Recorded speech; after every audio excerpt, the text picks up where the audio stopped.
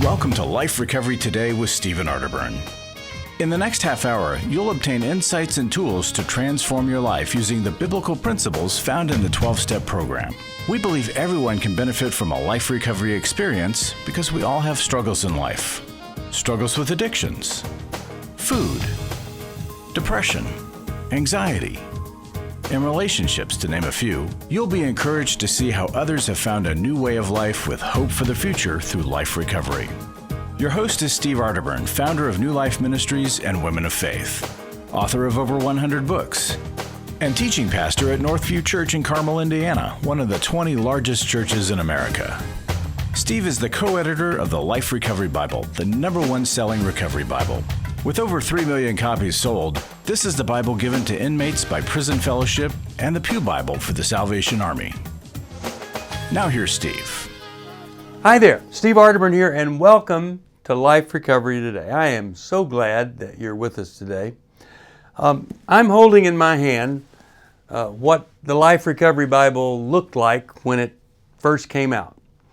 And the reason I'm doing this is because I received a Bible, special Bible with gold and all that, for the 100,000th sale. And then they did a 200,000 and then 250, and then they quit doing it. Well, I was just at Tyndale House, the publisher, and they honored me. I got to do the devotional with my wife because we came out with 2 Bibles, the 1-year Bible for men and the 1-year Bible for women.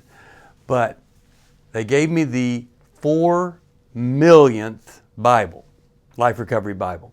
Incredible. Recovery really is for everyone, and I'm just so thrilled that somebody had this idea at Tyndale. Yeah, we can do this. I can't tell you how many ideas I've thrown at people, and they have said, no, we're not going to do it. And but fortunately, they said yes to this, and they brought Dave Stoop and I together, and I'm so grateful for that. You know, recovery really is for every person. And the reason that people don't get into treatment or don't start in a life recovery group or any kind of recovery group, they're pretty common. And the most common is they don't get help because someone is enabling them to not get help. They're enabling the problem to continue. You call them enablers, they could be called perpetuators because they make the problem worse. You may have heard me say, I say it many times, but Dr. Dave Stoop, who I miss every single day, his son had a heroin problem, and his son got better. And I don't even know how many years he's been in recovery. But he's a great guy. But Dave said he got better when I stopped doing things that made me feel better, but were actually helpful. And so, rather than not file charges, Dave filed charges. He did the hard things, the difficult things. And so, maybe you are enabling someone, and it's time that you begin your codependency, enabling recovery, and that might be the thing that leads them to finally get better. Maybe you are still using because someone's enabling it. It's really hard when you make your problem their problem, or they take your problem and they're working harder on your problem than you are. You can always decide, you know what? I'm not going to do this anymore. Well, in addition to people being roadblocks, there are these excuses that we come up with. Fatal excuses. How about this one? I can quit anytime. Now, isn't that something? Well, of course you can quit anytime. You could probably quit for a long time. But is quitting really the goal in life, to stop doing something? No. We want whatever we stop doing, whatever has prevented us to grow and mature. Yeah, we want to stop that, but that's not the goal. We want to stop that so that we can grow and put something in ourselves that builds character, helps us become a mature adult human being. That's what we're going for. And these steps, these 12 steps, which came right out of Scripture. That's why people love the Life Recovery Bible so much. We aren't cramming the Bible into recovery. We're bringing recovery back to the Bible where it began. And when we start to tell ourselves the truth, that stopping doesn't matter, it's just an exercise in futility. Yeah, I can stop. But does that fix the resentment that my wife or husband or kids have because I continue to drink my life away? No, it doesn't. So recovery is about building, stepping, moving, and growing. And I hope and pray that something on this program is going to help you go from thinking about what's at the very end to thinking about tomorrow could be the very beginning of the life I was called to be. Are you going through your struggles alone? Do you want someone to talk to help you through your pain? Do you feel like a failure when you relapse again, telling yourself, next time will be different? Don't walk this path alone anymore. Join a life recovery group today and be a person that your friends and family can be proud of. God created us to be in community, and we believe everyone can benefit from a life recovery experience. There are life recovery groups all over the country, and if there isn't one in your area, we can help you start one. Life Recovery brings recovery to you, right where you are. You'll take a journey with others to find healing and freedom. Whether you're looking to join a group or start one, New Life Ministries is here for you. Call us at 1-800-NEW-LIFE or visit liferecoverytoday.net.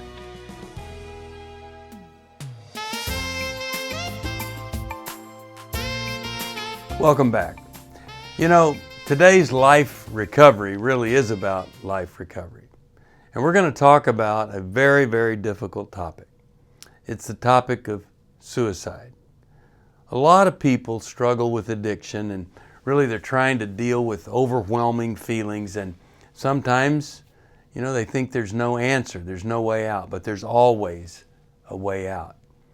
In my life, I've had many despairing moments, and I've told myself it's going to be okay, because if I can just hang on, it's going to be okay. Life has big challenges for all of us, and we're looking for ways to deal with it.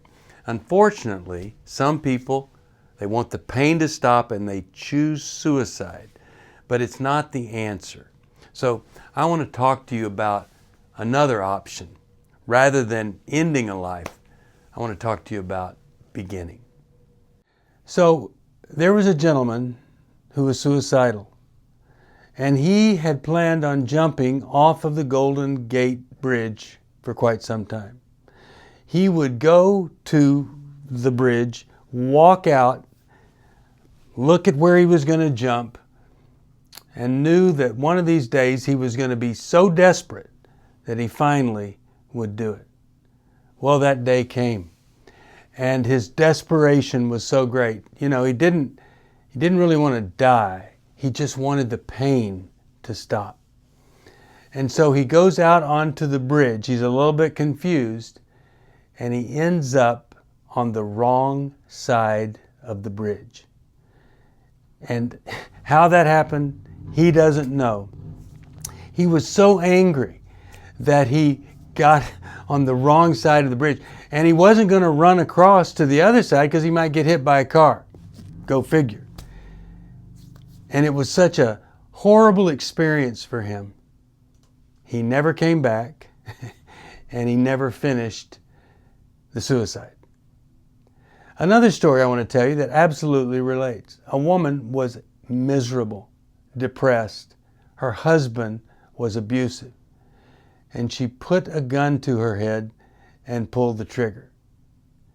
Immediately after she pulled the trigger, she started screaming for help. Somebody help me. And somebody heard her in the apartment next door and came running in and got 911 and saved her life, because when you shoot yourself in the head, you might not hit something that's going to damage your life. And she recovered and never ever attempted suicide again. So why am I telling you this? Because people that attempt suicide and it isn't successful, only 10% of them will ever commit suicide. So what I'm saying is, in a moment of desperation, you might be suicidal. You might want to end the pain. If you can get through that moment, you will be glad you did. Because, once you kill yourself, you can't come back. So the evidence is that you don't really want to kill yourself, or it's not going to be the answer for what you're looking for. Otherwise, everybody that tries and fails, they would just try again until they got it right. But that doesn't happen. Here's what I say. Are you wanting to kill yourself? Fine. Just don't do it today. And when you wake up tomorrow, don't do it today. Every day you just say, I can always do this, but I'm just not going to do it today.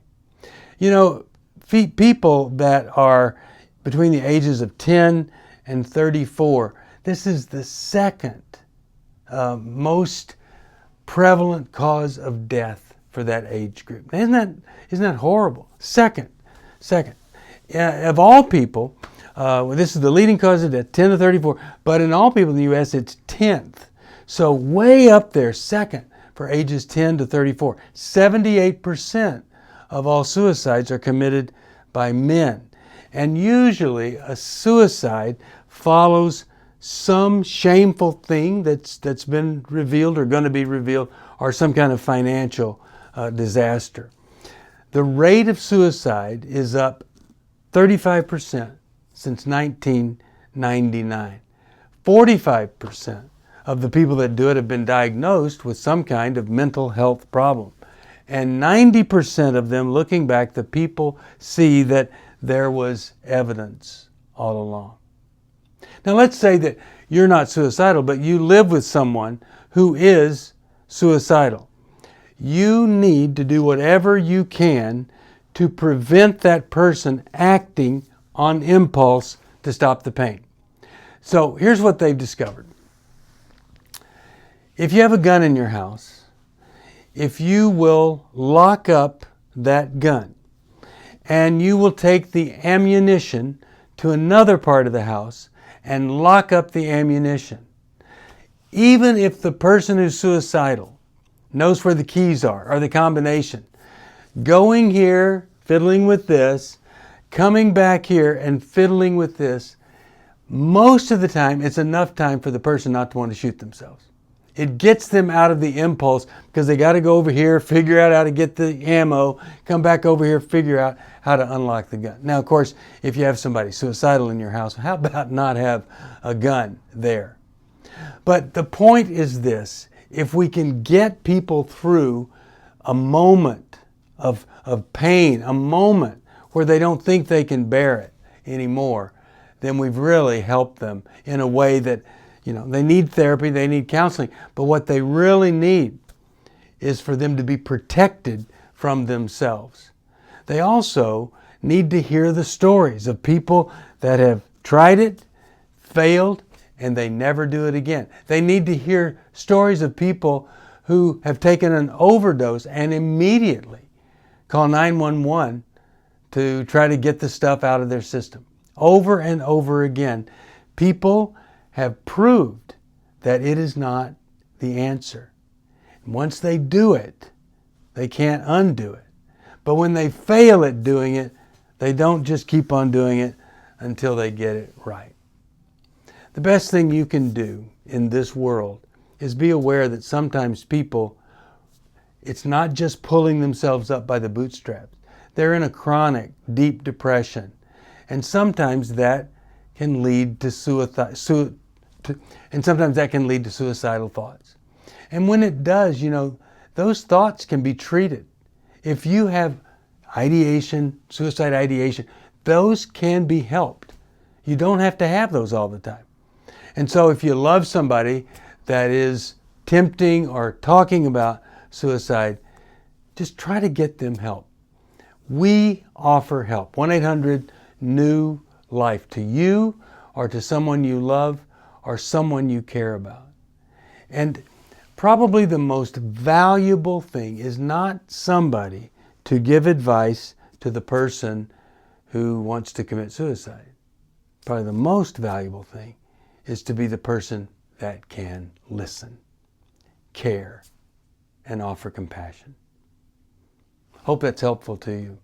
What a sad thing for a life to leave this world early because somebody didn't have anybody to help him out.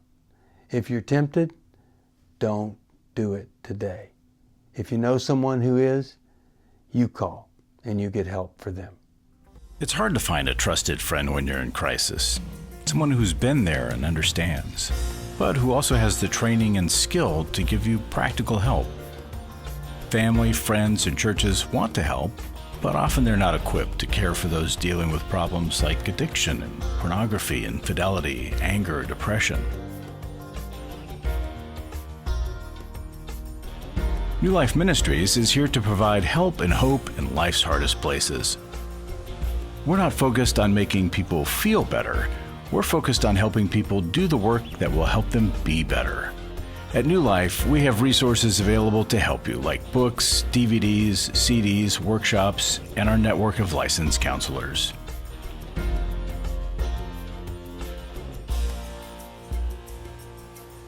If you need help, call 1-800-NEW-LIFE and begin your new life today.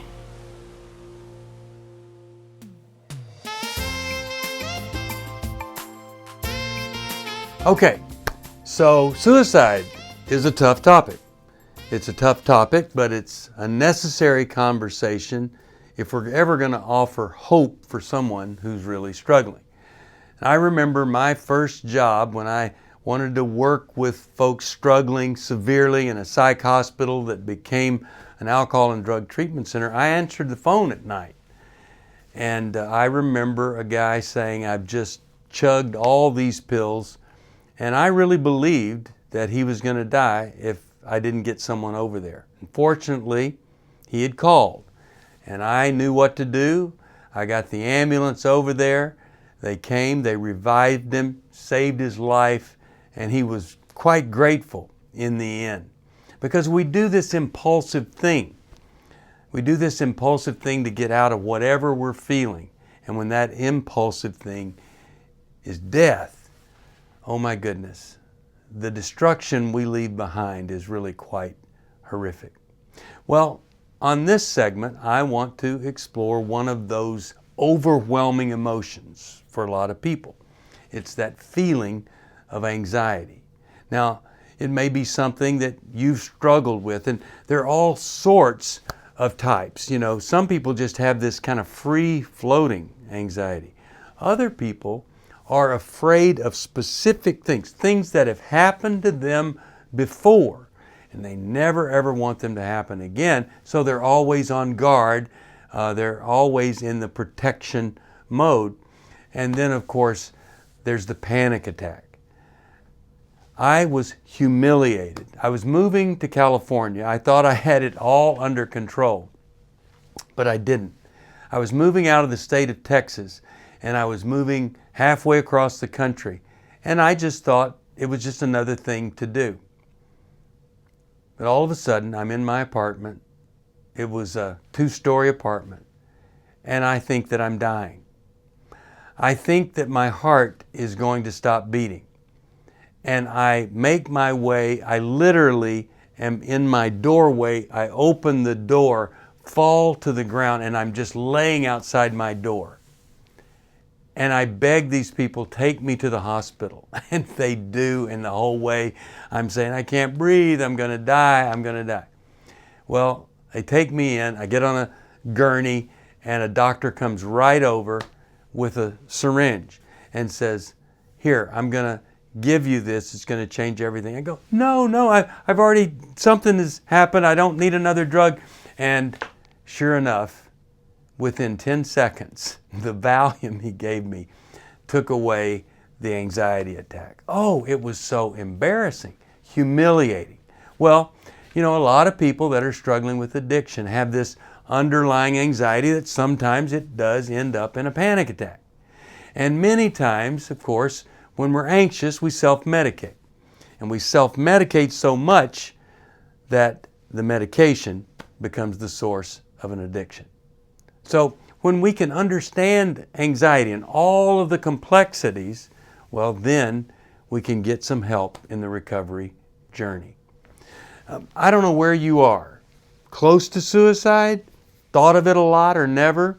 Or overwhelmed with anxiety? Don't know what to do but drink it away or pill it away or smoke it away?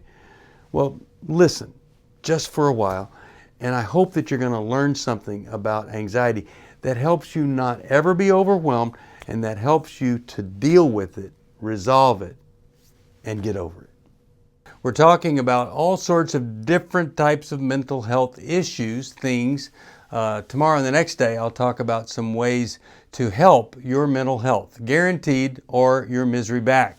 But today, I want to talk to you about the most common one, and that is the anxiety disorder. More people report this. I gave the statistic the other day, about 19% have some kind of anxiety problem, and it is very frustrating to have it. And what's so amazing is that for some of these issues, there is a treatment, a medication that when you take it, it adjusts things so quickly you can't believe you've been without it for so long. And then others can be repaired with some pretty standard treatment.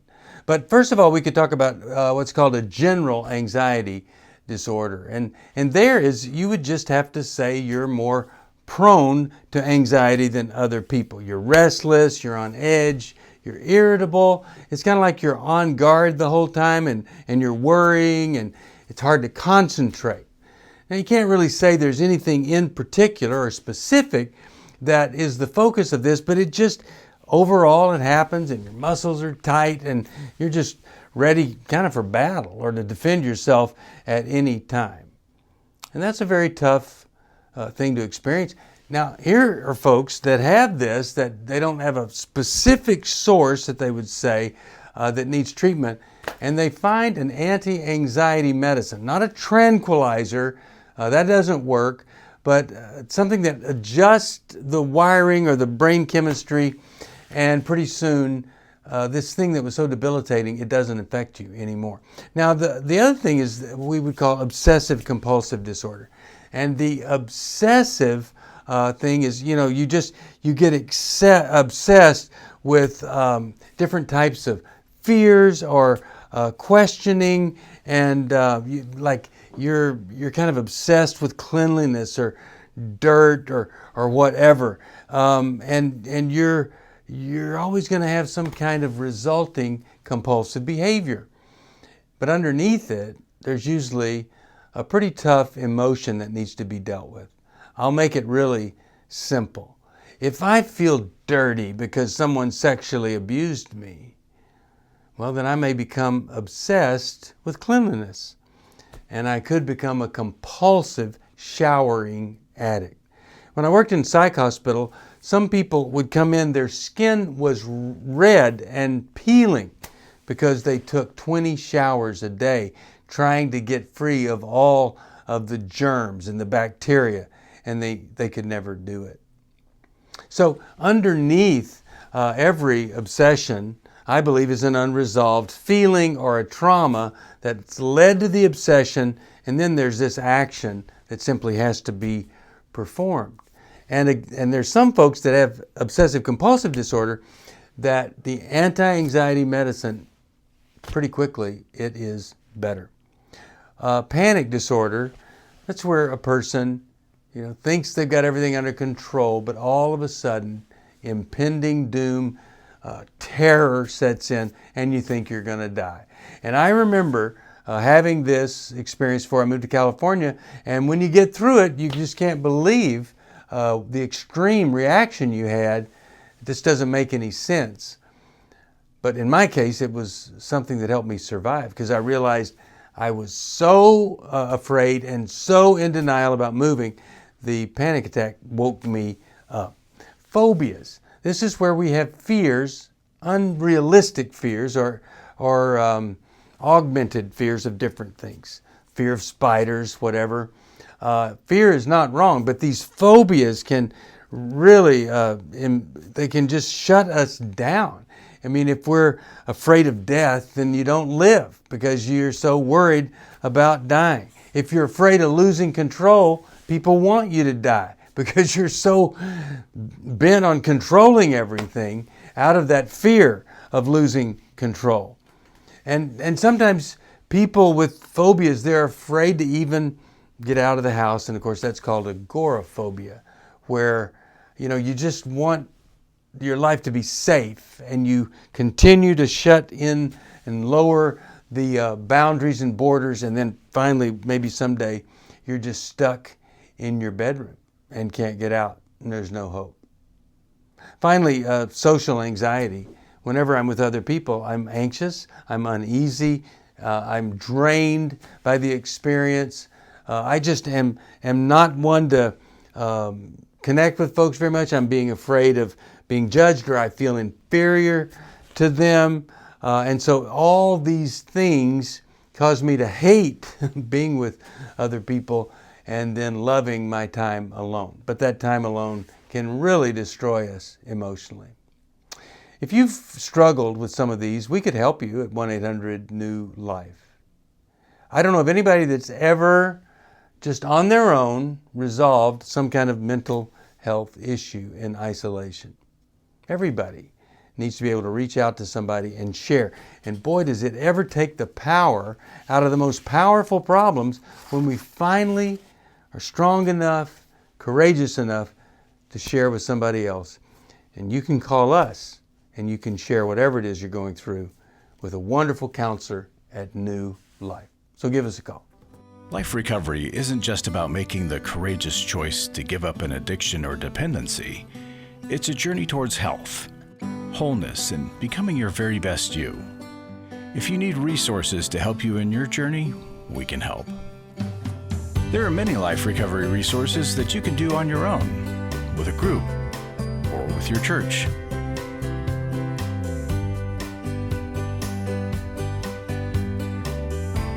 We have Bibles, workbooks, and devotionals that you can use to work your recovery right where you are. That's the beauty of life recovery.